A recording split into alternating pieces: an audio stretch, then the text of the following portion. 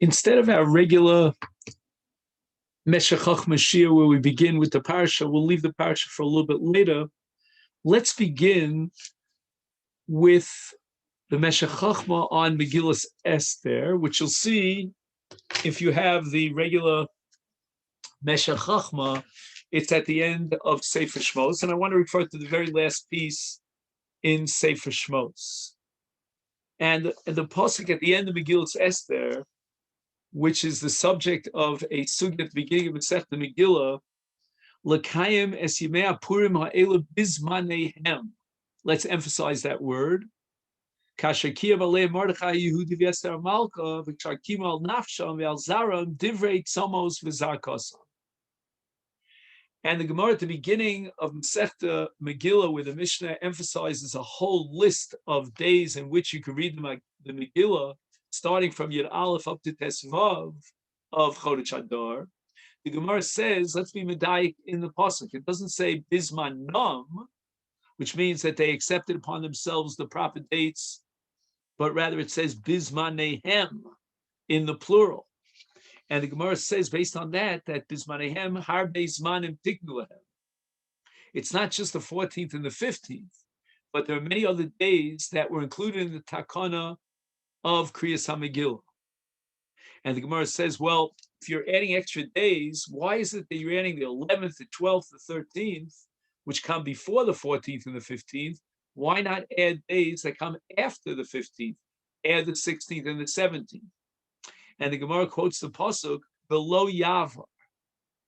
And from the words V'lo Yava, we derive the conclusion that the Megillah should not be read beyond the 15th.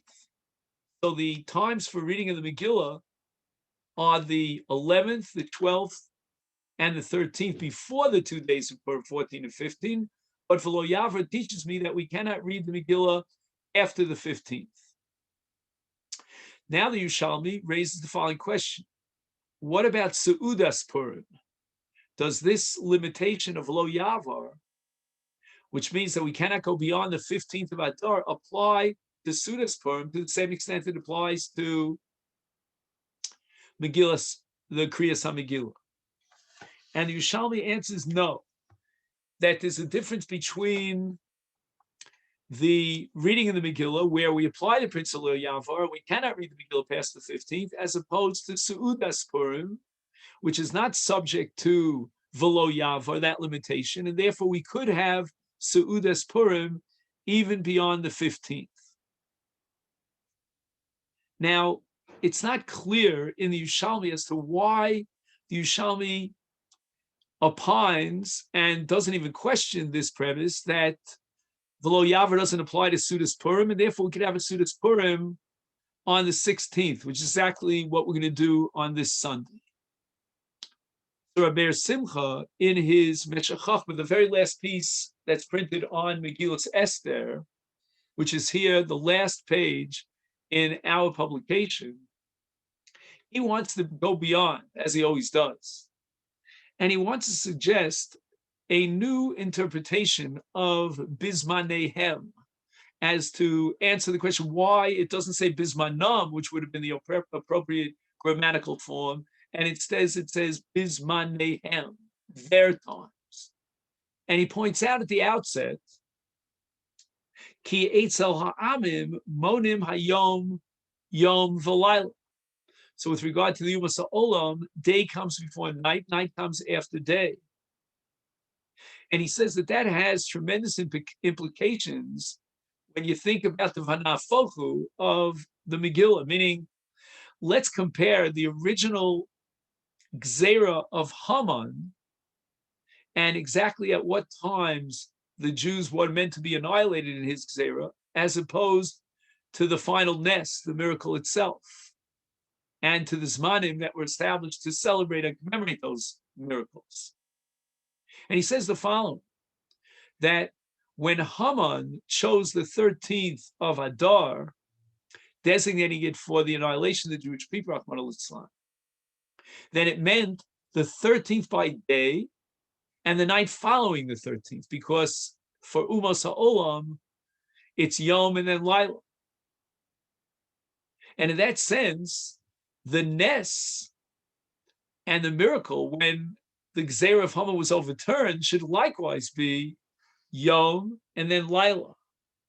In the language of the Meshech Chochma, he writes in Kain Hoya Nes Yom Yedalit Ubelayla Shaliachra. We should compare the Nes as it measures up to the Gzeira, which would mean that the Nes was on the 14th and the night afterwards. V'chein lemukafin, and then just push it down, push it forward one day with regard to the cities that were walled. That the Nes took place on the 15th and the night afterwards. You see where Rabbi Simcha is coming to take us. He says the following: Gzeras Haman Yom Gimel V'Layla Shaliachrav Haketzel Das Yisraelis, with regard to our religion and our rules.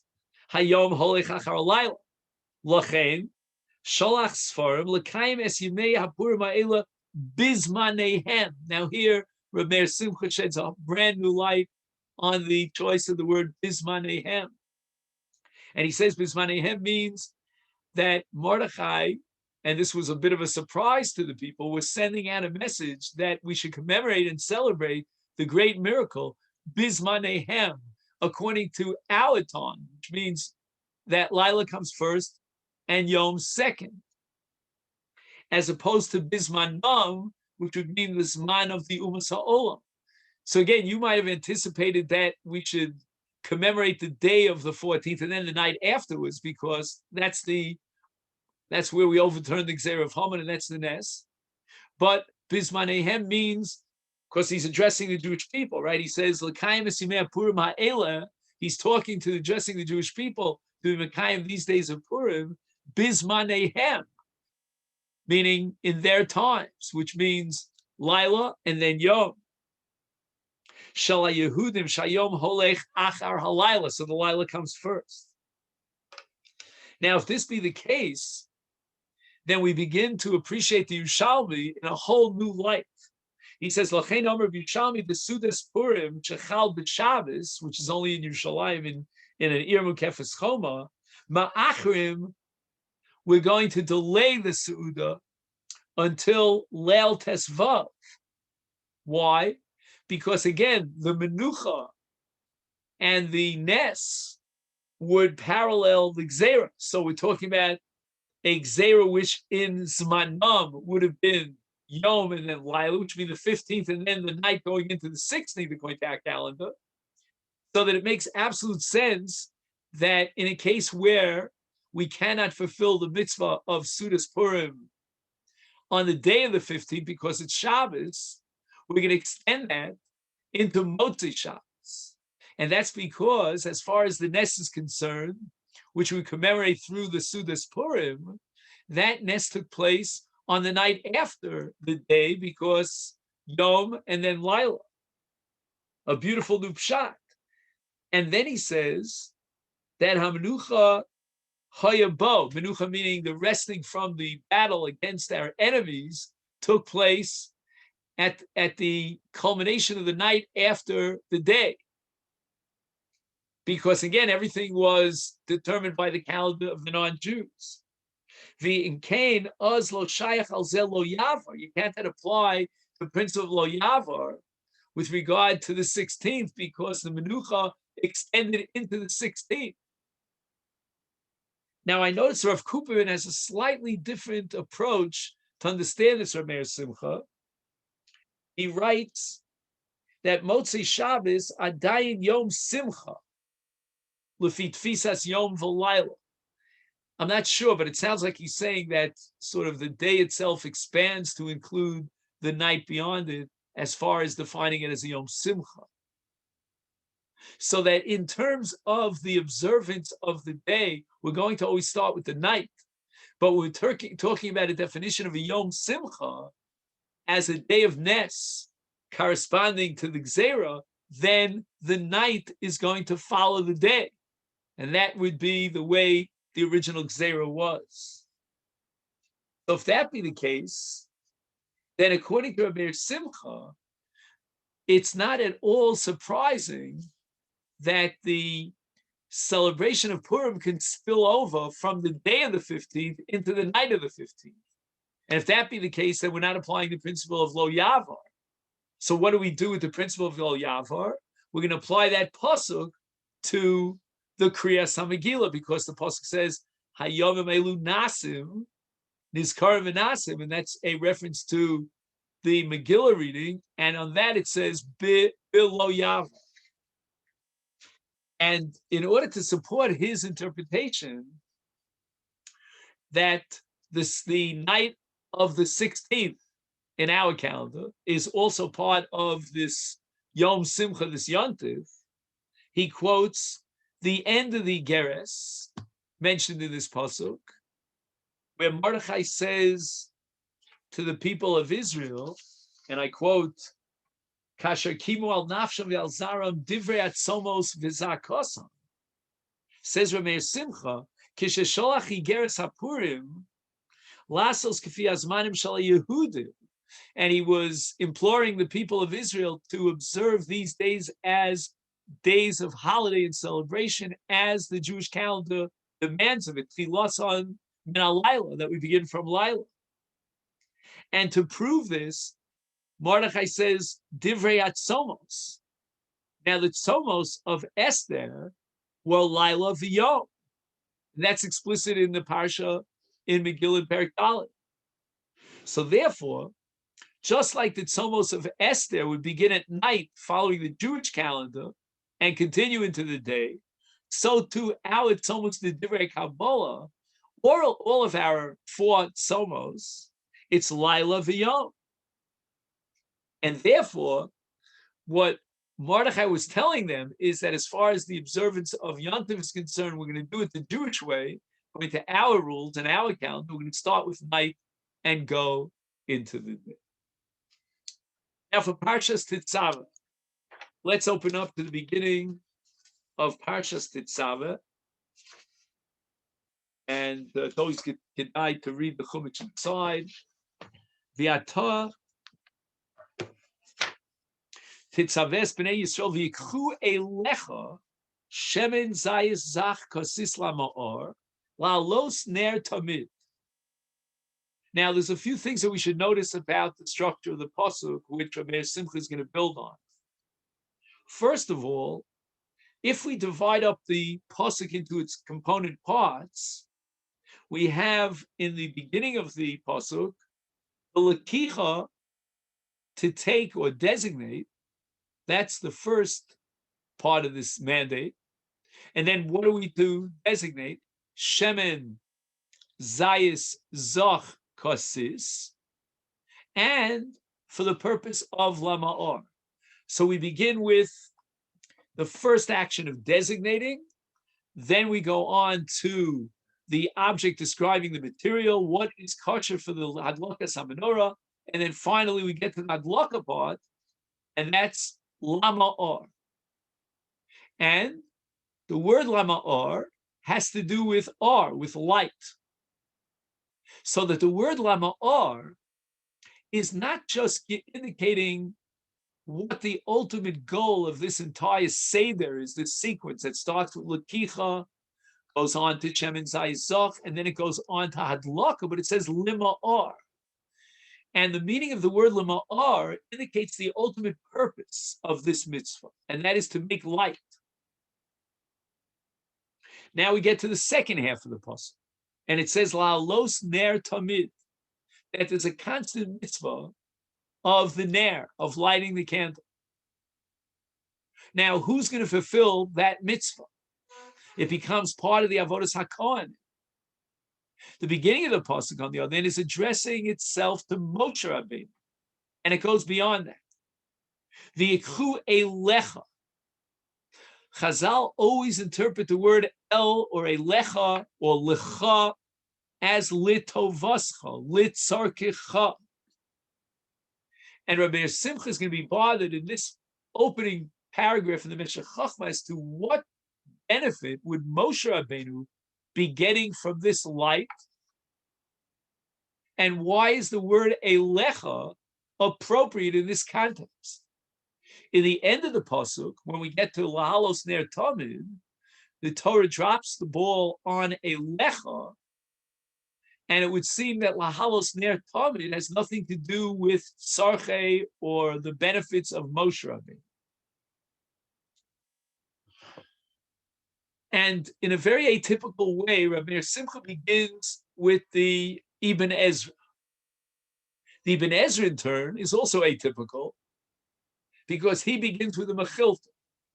Now, this Ibn Ezra is not here in Parshas Tetzaveh, but rather it's in Parshas Baaloscha. Now, if we open up for a second to Parshas Baaloscha, we will see that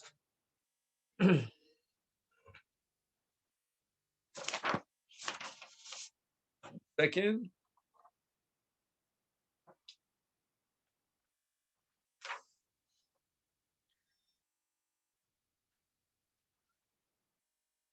That the Torah once again is addressing Moshe Rabbeinu. Vaydaber Hashem el Moshe leimor. But here, immediately after addressing Moshe Rabbeinu, daber al Aaron, because Aaron is in charge of the lighting of the menorah. And it makes a lot of sense that the entire mandate given to Moshe Rabbeinu would begin with an addressing Aaron, because Aaron is in charge of this mitzvah, fulfilling this mitzvah. But yet, in our pasuk here in Tetzaveh, HaKadosh Baruch Hu is addressing Moshe with the words "V'yikhu elecha." Elecha means to you, Moshe, for your benefit. But Ibn Ezra has a different question. Not only is he bothered by the fact that in our parsha in Tetzaveh, HaKadosh Baruch Hu is addressing Moshe Rabbeinu, but he asks the question, at what time is Hashem addressing Moshe Rabbeinu? And he's medayek from the pasuk. If you take a look here at the beginning of Tetzaveh, it says that the Oel Moed Michutz Parochas Asher Ala Edus, etc., etc., and it says Me Erev Ad Boker, and the Ibn Ezra assumes that Me Erev Ad Boker not only identifies the Zmanei HaMitzvah, but also the Zman of the Atat Tetzaveh.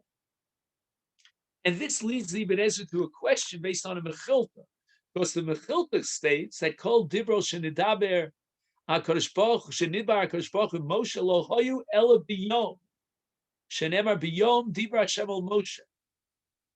And that pasuk repeats itself time after time. So the Mechilta has a klal that doesn't seem to tolerate any exceptions to the rule, and that is that Moshe Rabbeinu is addressed by HaKadosh Baruch Hu only during the day and not at night, which reflects the unique status and nature of Moshe Rabbeinu's nevuah. It's always during the day. However, here, apparently, according to the understanding of Ibn Ezra, Moshe Rabbeinu is being addressed by God at night, and he's pointing to the Neros and saying that they are lima'or, they're giving you light.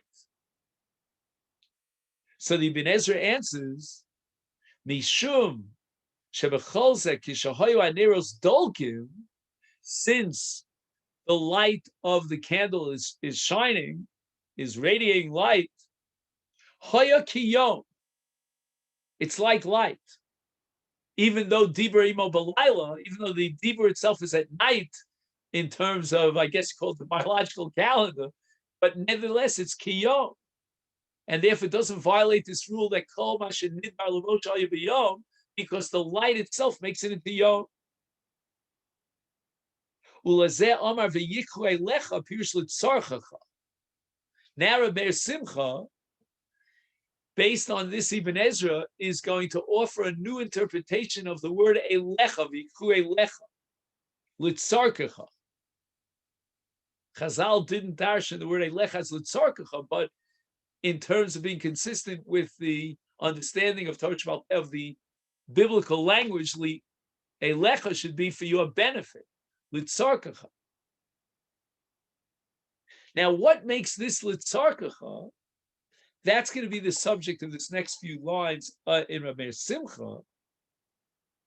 But before we get to that, I wanted to point out that although Moshe Rabbeinu is being addressed here, and the question was, how could this happen during the nighttime? In the light of, sorry the pun, but in the light of the insight of the Ibn Ezra, that because of the candles and the light from the candles it becomes Yom, Rabbi Simcha sees a major implication here for the sheet of the Sma. The Sma, the Sefer Mir Seinayim in Choshen Mishpat says that although the Gemara in Sanhedrin establishes that din, judgment has to take place by day and not by night, says the Sma, if the room is well lit with candles, then you can have a din, you can have a judgment. And Rabbi Simcha wants to use this Ibn Ezra as a support text for the Sma, because we see that when it's well lit, it's considered Yom.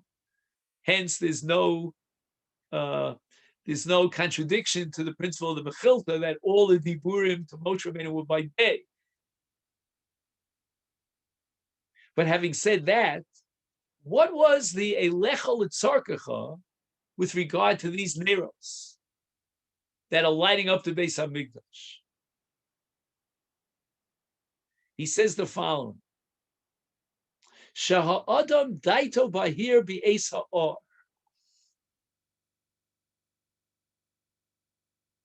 He says that a person's intellect is clearer, it achieves clarity more by day than at night. That's not a universal rule for everyone. There are many people who have a more clearer mind by night. But I think he's saying as a general rule, and this is based upon the Pasuk Vayar Elokim Sa'or Ki Tov, and Chazal say on the words Ki Tov that HaKadosh Baruch Hu identifies the Or as the Or of Simcha. Ein Ora Ela Simcha.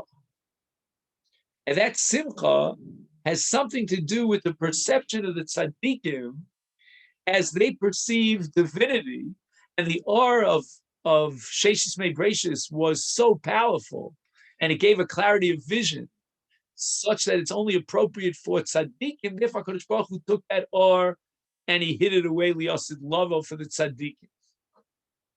Why is this so relevant to Moshe Rabbeinu?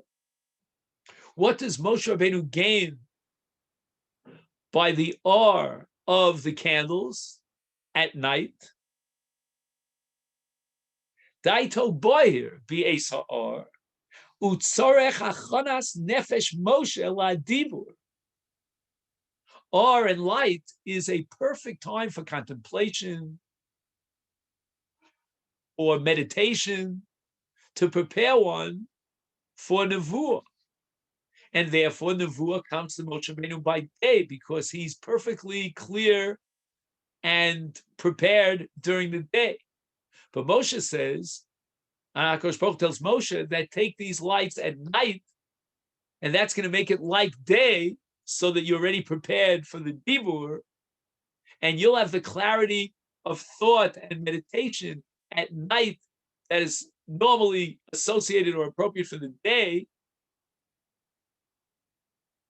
And that's called a lecha. That means that Moshe Rabbeinu, you will gain and benefit from this light of the candles at night, because now you'll have the hachonas nefesh, that clarity of vision, such that you can accept and receive the dibur of Hashem. Says Rabbi Simcha, but wait a second. This parsha is not just addressed to Moshe Rabbeinu. The Elecha would make sense if the parsha would exhaust itself in Moshe Rabbeinu. But he says, I'll prove to you that that's not so. Take a look at, I have the wrong chumash in front of me. I have my loscha open. Take a look at the very next pasuk. And the pasuk says, Chukas olam lidorosam me eis b'nei Yisrael. That this chukah of lighting the candles, the menorah, is relevant not just to Moshe Rabbeinu, but to Bnei Yisrael, the Dorosam, for all generations. Says Meshech Chochma, I'm going to just close this chumash and assume I don't need it anymore. He says, Avol chukas olam l'dor seichem me'es b'nei Yisrael. When the pasuk goes on to speak about lidorosam, so now the elecha is no longer relevant. It's Moshe Rabbeinu who's preparing his nefesh for receiving the dibur.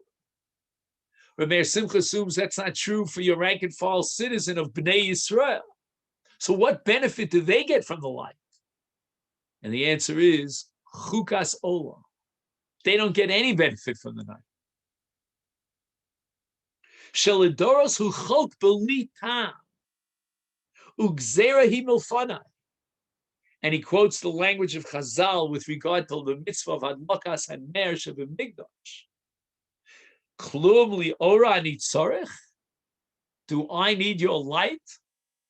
Halo kol arboim shana laholchu el li oro. I am the source of light, says God. All that you needed during the 40 years in the midbar, all of light, you needed because you got it from me. So do I need another menorah to be lit? You don't benefit from it, then I don't benefit from it. But nevertheless, chukas olam. This is a chok, which is gzera hi milfana, lidorosechem. Even though it's no longer a lecha, and it's not for the benefit in the case of Moshe Rabbeinu, but now Hashem addresses the mitzvah from the perspective of Bnei Yisrael as a whole, and it is a chukas olam below tam. And now he makes that point that we mentioned earlier, that this presentation of the Ben Ezra, that Moshe got the dibur of Yom at Laila, is support for the Sma. Mizeh remez l'mashakosav b'Sma de shekishaneros dolkim muto ladun balayla. That in the 5th siman of Choshen Mishpah, it says that you're not allowed to judge at night. The Sma writes that if it's a well-lit area, then it has the status of night. And therefore, it has the status of day, and therefore you could do the judgment. And the remez to it is right here at the beginning of our parsha. Ubazeish lefarish mada'asa shlomo chamesha menorahs. In Divrei Yomim, there are many menorahs. In the Chumash, we only have one menorah, and yet Shlomo, as the pasuk testifies, set up 5 menorahs on one side and another 5 on the other side. Tichsiv es hamenoros v'neroseim levaram k'mishpat.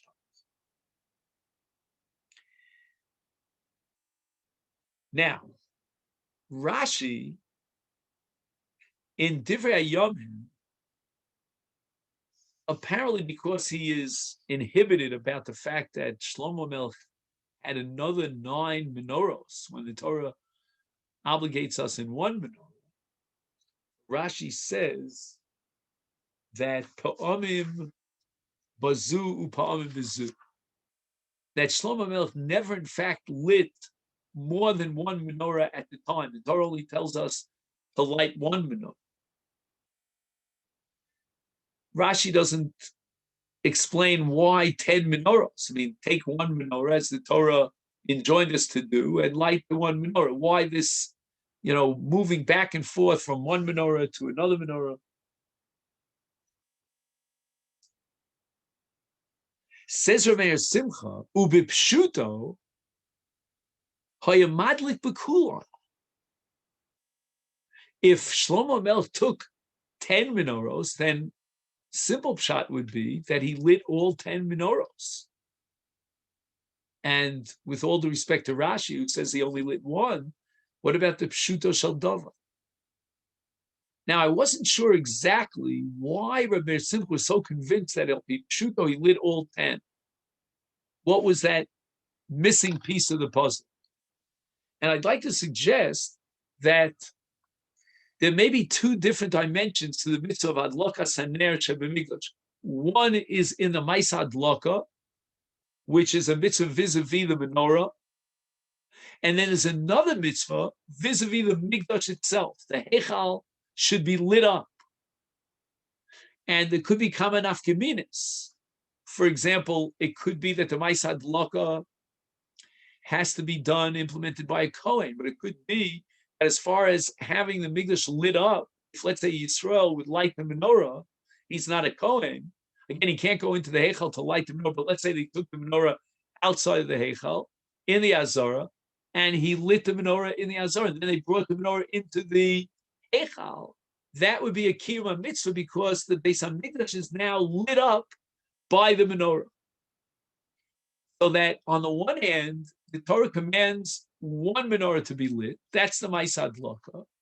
But Shlomo HaMelech wanted to enhance the other kiyum, the second dimension of the mitzvah Adloka, and to have the Beis HaMikdash lit up. Now, one menorah is not going to light up a larger area.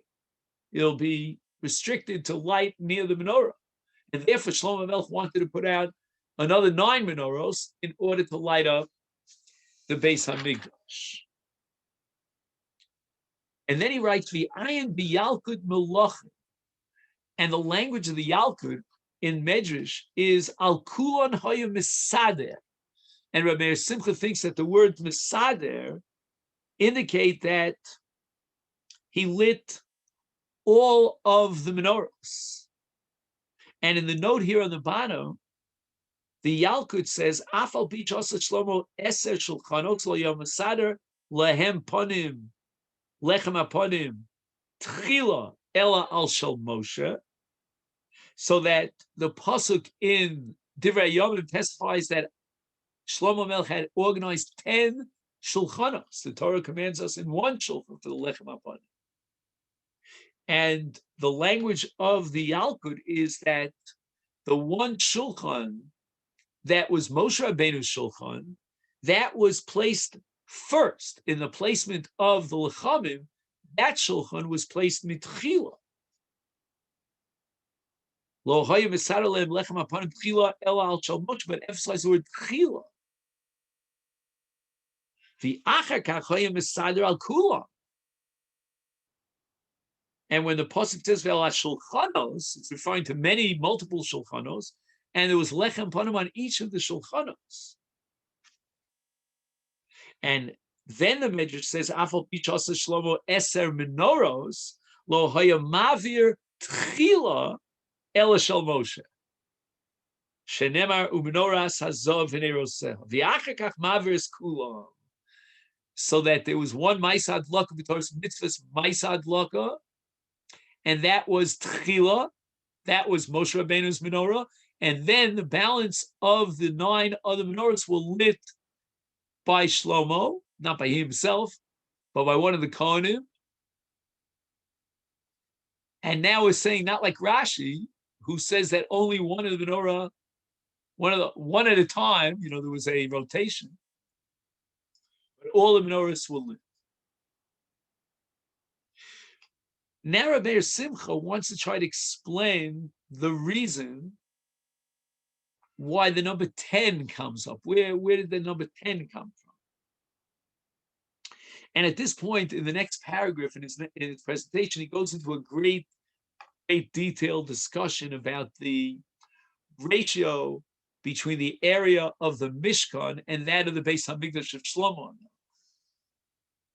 And he says, the Mishkan Ayerochav Eser al Shloshim Amma, that since the Mishkan was only 10 amos in width and 30 amos in length, one menorah was sufficient to light up a smaller area in the Mishkan.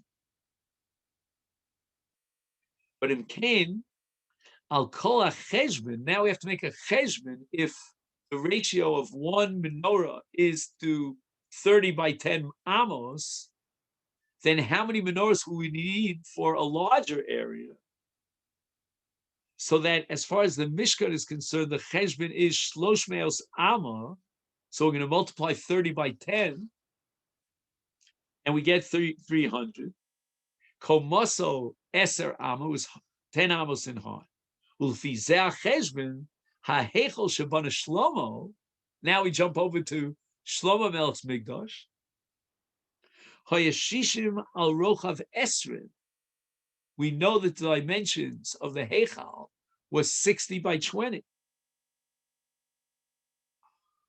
So let's multiply 20 by 60.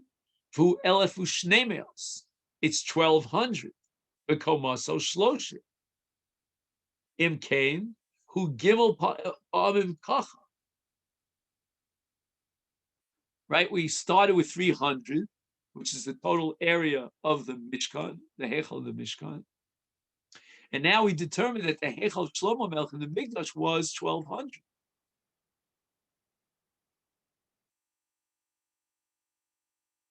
He says, Im Kain, who Gimel Pa'amim. So if you multiply 300 by 3, so you end up with 900, he says, and when you include the extra height, it comes out to 3,600, 3,600. Now, 3,600 in its ratio to the original 300 of the Mishkan is 10 to 1. So if one menorah suffice for 300, then in the case of the Mishkan, the Heichel of which is 3,600, 10 times that, we need 10 menorahs. And that's how Shlomo Melech came to the conclusion that his obligation was to set up 10 menorahs. Okay. Let's fast forward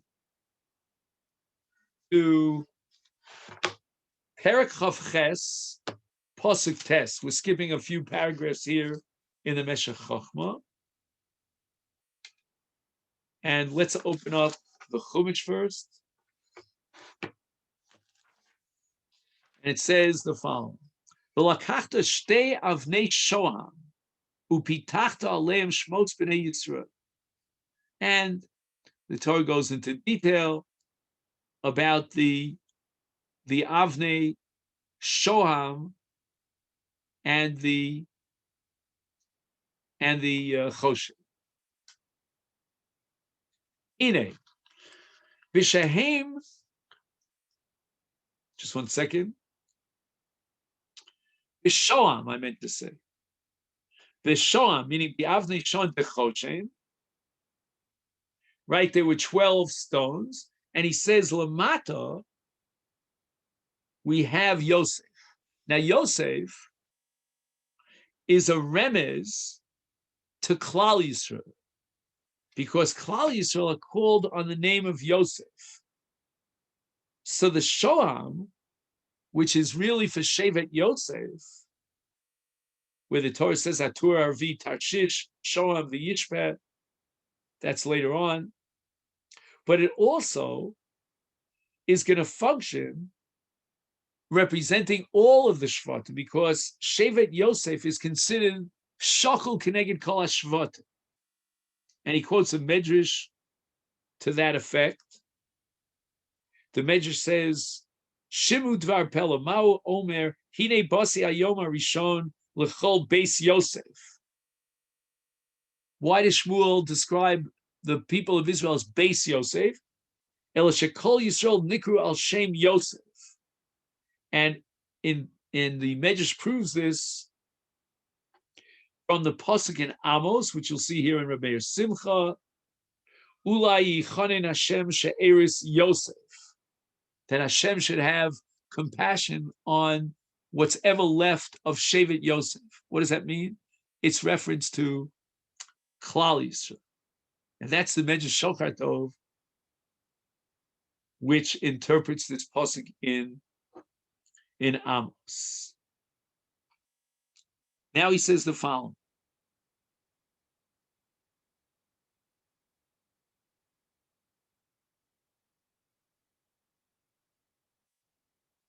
You know what? I just realized that we covered this already last year. Just occurred to me.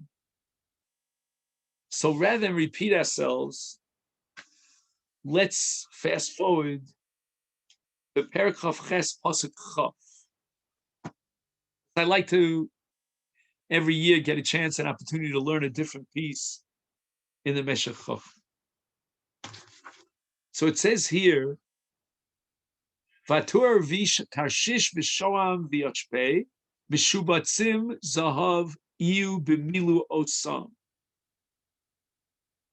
Now Chazal have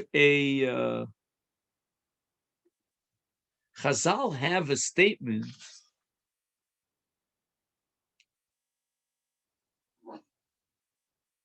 in Masechta Avodah Zarah, and Rabbi Simcha wants to find a source for this Chazal in Avodah Zarah. And the Gemara says that with regard to Avodah Zarah, machshava is kemaisa.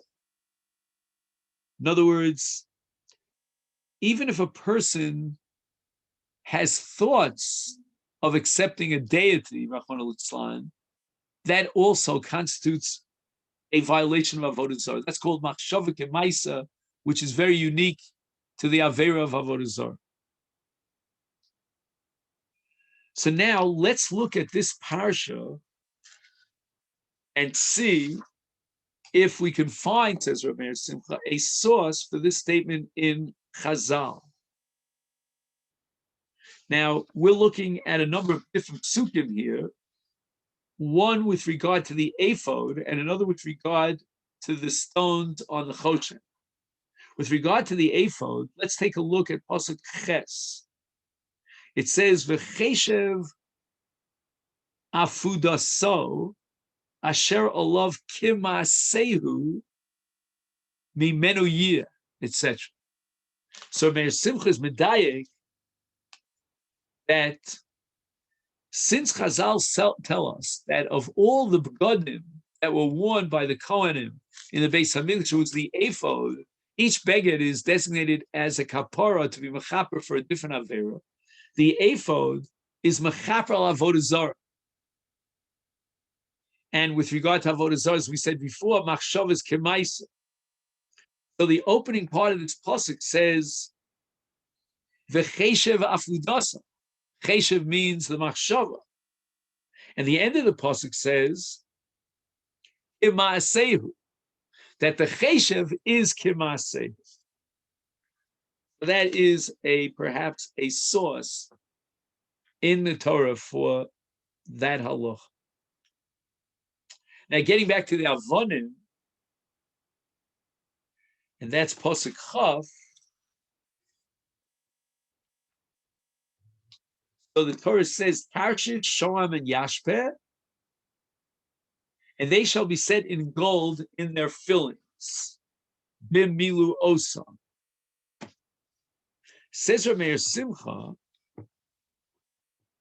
let's take a look at this Vav HaMachaber. It says Tarshish Vishoham. In all the listings of the stones, the Vav usually comes only at the end of the list. So when the Torah enumerates all the different stones, the Vav comes at the end. But the exception to that rule is Shoham. Oh. Now we know that the different, as we mentioned earlier, the different stones on the Chochma represented different Shvatim. He says, Hadich Siv Vav L'Rames Behu Nar Espinei Bilha V'Espinei Zilpa. So that now the Shoham, which is the stone of Yosef, and Yosef was attached to the Bnei Bilha and the Bnei Zilpa, Lachein nischabru bi'avnei ephod gamke to Shoam hayashel shel Yosef. So therefore, it means that the shvatim that came from Bilhah and Zilpah were the Tarshish, and now there's a chibur between Shoam and Tarshish, between Yosef and the Bnei Bilhah and the Bnei Zilpah. Oh, the Merames Shahaya Nosen Hafsakal Moshe bein Dibur L'Dibur. So now he quotes a Gemara in the 6th parak of Brachos, and Rav Nachman says that, just one second. Oh, before we get to Rav Nachman, the Gemara says, Rashi quotes at the beginning of Vayikra, Hakol holech umagili oznov, kol Yisrael lo shomim, yachal aflaf sokos hoisa kriya, tamulomer vayidaber, lidibur hoisa kriya, velolaf sokos. Uma hoyaf sokos meshamshos. So why did Hashem take a little break between each dibur and dibur? Litein revach lemoshe lisbonein ben parsha leparsha ben inyan le'in. So this is called a hafsaka. There's a hafsaka between dibur and dibur in order to allow Moshe Rabbeinu to contemplate, to think and analyze and understand lisbonein ben parsha leparsha ben inyan le'in.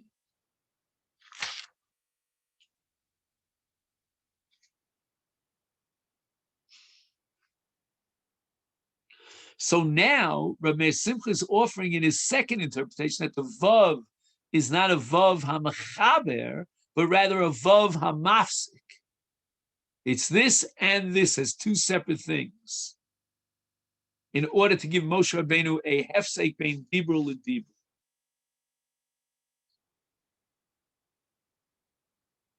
V'lachein kan, Hashin hu sof shel Tarshish, utchilaso shel shoin gam kein shin, kidei lo la'arbev ha'osios v'omar vishohen.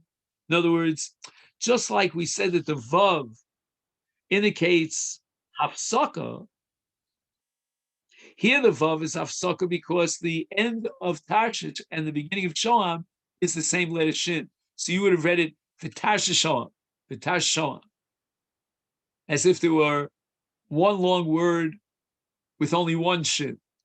So that's the Vav HaMachalik to separate and wedge between the Shin of Tarshish and the Shin of Shoam.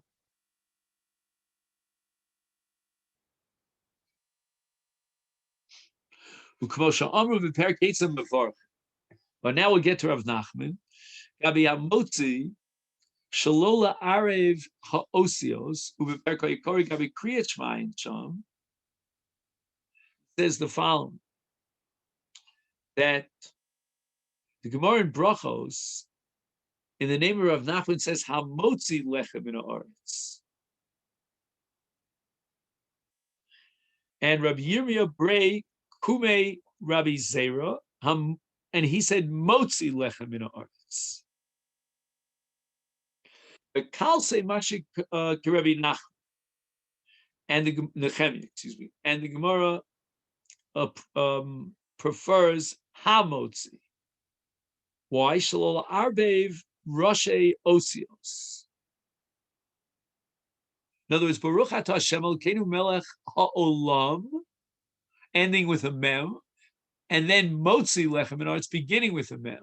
So we prefer Rav Nachman's formulation, Ha-Motzi, and the Hey separates between the Mem at the end of Olam and the Mem of Motzi, the Mem Ha-Motzi, instead of Motzi. So this is what we find, that sometimes there's hafsaka between two words when the end of the first word is the same letter as the beginning of the next one.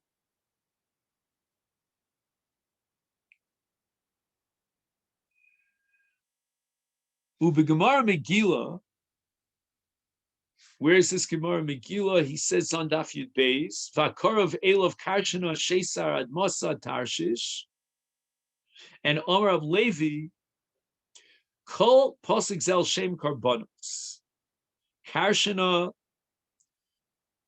is Omer Amru Malach Shav Slev Koch Shalom Klum Ekrivu Lefanecha Parim Bnei Shana Kederach Shekrivu Yisrael Lefanecha.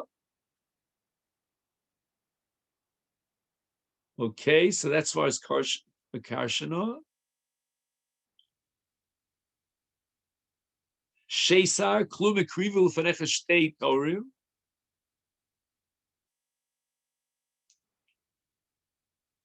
Admosa Kulam Klum Banu Lefanecha Mizbech Adama. And Tarshish Hoya Evan Shal Osher.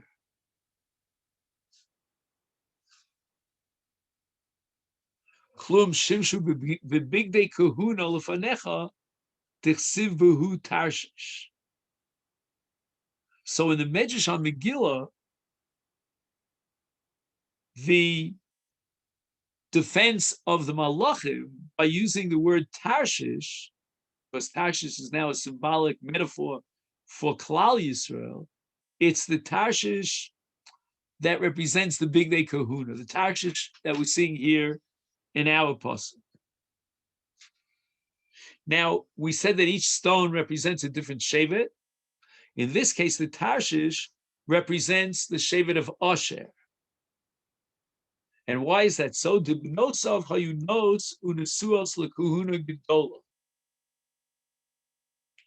And that's mentioned by the Sifri in Parshas Vizos HaBroch. On the pasuk Baruch mi banim asher, ein lecha mikol hashvatim shenisbarech bibanim ke'asher.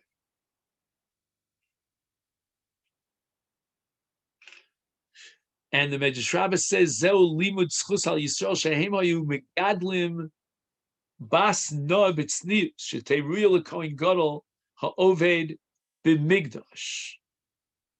It means that the Kohen Gadol has to marry a Basula, and the daughters of Asher were on the one hand very attractive, and yet on the other hand, you can marry them off to the Kohen Gadol because of their tznius. The Elu, as opposed to the Goyim, which is the story of Achashverosh and Vashti, Kisheyesh Lem Yefefiyah, Heim Molichoso Son Aruma. They want to expose their body, which is exactly what Achashverosh wanted to do with Vashti. So that's the contrast here in this pasuk of the Megillah between Tarshish, which is the shevet of Asher, and the tznius of his daughters, such you can marry him off to Kohen Gadol, as opposed to the Goy. Now he quotes the Gemara in Tainis, Af Knesset Yisrael, Sholok Shalok Kelhogen. In other words, in the case of Hosea, there is a discussion between HaKadosh Baruch Hu and the Navi, and v'neidah nirdafa l'das Hashem kishachar nachon motzao vayavo kigeshem lanu kimalkosh yore oretz. Amalo HaKadosh Baruch Hu biti at shoeles davar shepa'am misbakesh u'pam eino misbakesh aval ani eyalach davar misbakesh li olam shenemar eyeh kital li Yisrael.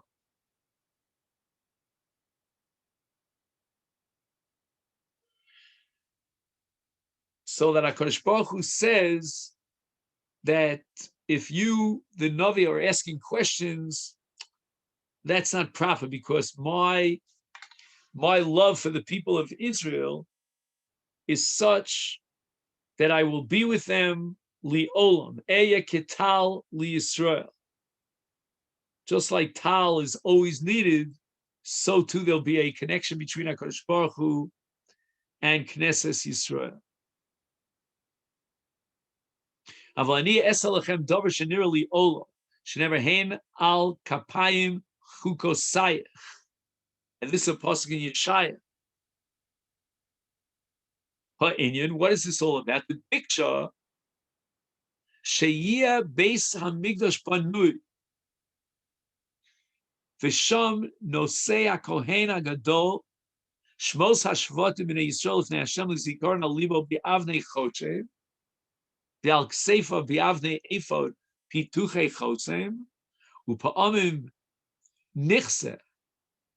In other words, sometimes HaKadosh Baruch Hu reveals himself to the people of Israel, and that's when the Beis Hamikdash is banui, and the Kohen Gadol is wearing the shvatim on his choshen,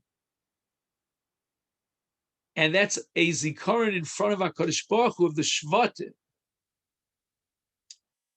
But unfortunately, sometimes it's not begilui, and we don't see HaKadosh Baruch Hu's love for the people of Israel. It's all concealed, and that's called Zman HaChurban.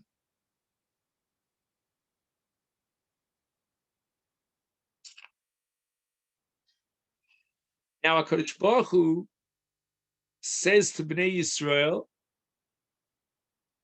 Eyeh ketal li Yisrael. I will be to the people of Israel like tal. And the pasuk in Yeshayahu, where we don't have the whole pasuk here quoted, let me just see if in the footnote.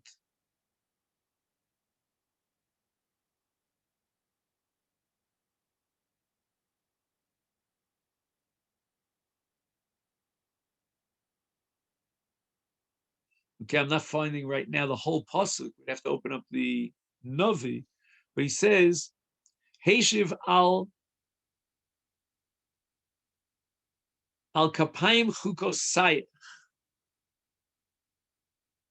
Kmosha Omar ba'avos to Rabbi Nosson Perik Dal yesh lanu kapara achas kemosa v'zeu gmilas chasodim v'hu al kapayim b'yadayim shegomlos chesed.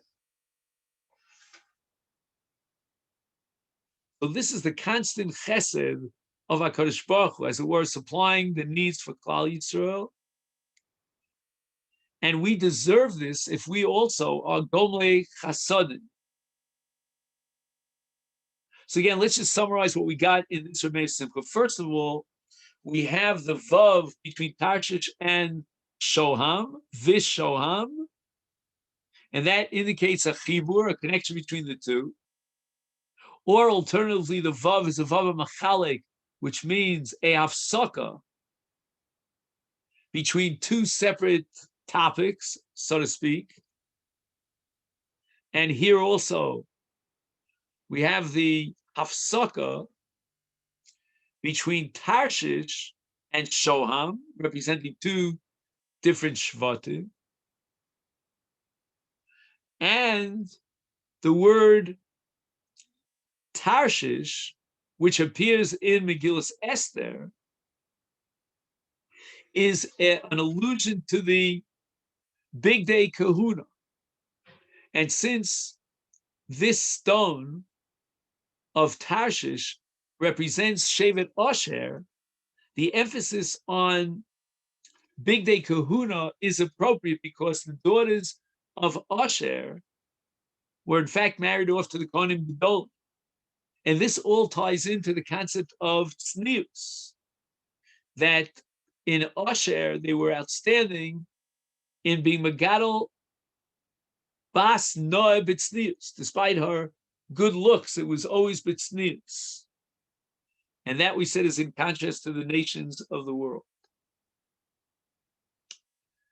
And we had a she'elot shelo kahogen and a tshuva kahogen. Knesset Yisrael asks a question shelo kahogen, and HaKadosh Baruch Hu answers kahogen. And this is all embedded in the nevuah of Hosea.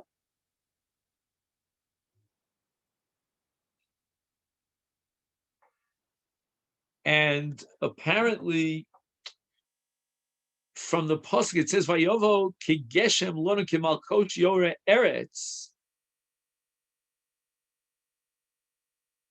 You're asking for rains, but sometimes the rains are not appropriate if they come down in torrents. Ki malkosh yore eretz. HaKadosh Baruch Hu says, "Eye kital Yisrael."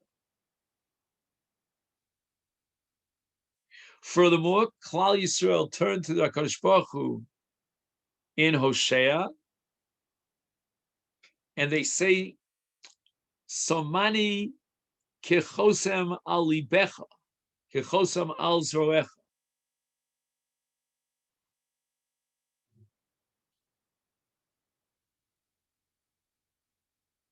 Now, why is that called she'ela shelo kehogen? Maybe because they're overdoing it by saying there should be a constant b'chol esu b'chol shah. And therefore, HaKadosh Baruch Hu says, you know what? Rains is davar shel pa'amim, nichse pa'amim nigle, but Hashem responds with a tshuva kehogen, aval ani esalchem davar shenira li olav, shneimar hein al kapayim chukosai. Oh, that was the pasuk in Yeshaya that we couldn't find inside.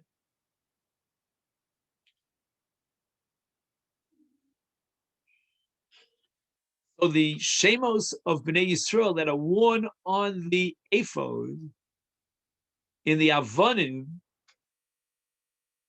that's the binyan of Beis Hamikdash, and the Kohen Gadol is carrying, so to speak, the shame of each and every one of the shvatim, and it's going to be kechosem al libecha, which is ephod pituye chosem.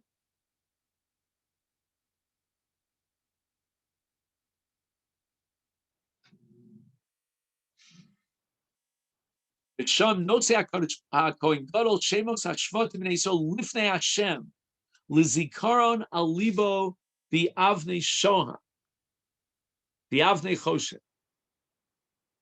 So the avnei choshen are called kechosem al libecha. And although sometimes this is revealed, and HaKadosh Baruch Hu's love for Klal Yisrael during the time of the Megilas is apparent, but sometimes it is bekisui. He calls it nichse, and that's at the time of the Churban.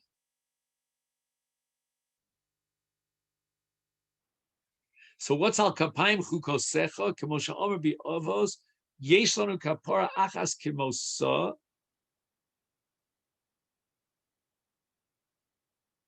Oh, I see. He's emphasizing the word kapayim, and kapayim is a reference to Megilas chesed, when you extend your hand. The adayim shegomos chesed is yesh lanu kapara achas kemosa. No, it's now that we don't have the Beis Hamikdash, and God's love for His people is benichse. But what we do have is al kapayim chukosayach. We have one dimension of the Mikdash, and that's the kapara that comes from Megilas chesed. So let's just summarize. We started with Megilas Esther, and Rabbi Simcha had a new interpretation of Bismanehem, and that shed the light on the Se'ud on the 16th of Adar. Then we spoke about the Avnei Shoam. We addressed the issue of the Gemara in Avodah Zarah of Machshava Kemaisa. We found a remez in the pasuk V'chashav Avodaso Asher Olav Kemaseu. We spoke about Tarshish Vishoam and the Vav in different interpretations, and exactly what this Tarshish stone represented and what it symbolized. Okay, then, I think, it's time to issue a Freilich and Purim as I did last night, but just reiterate that, and also a wonderful Shabbos of Purim here in Yerushalayim.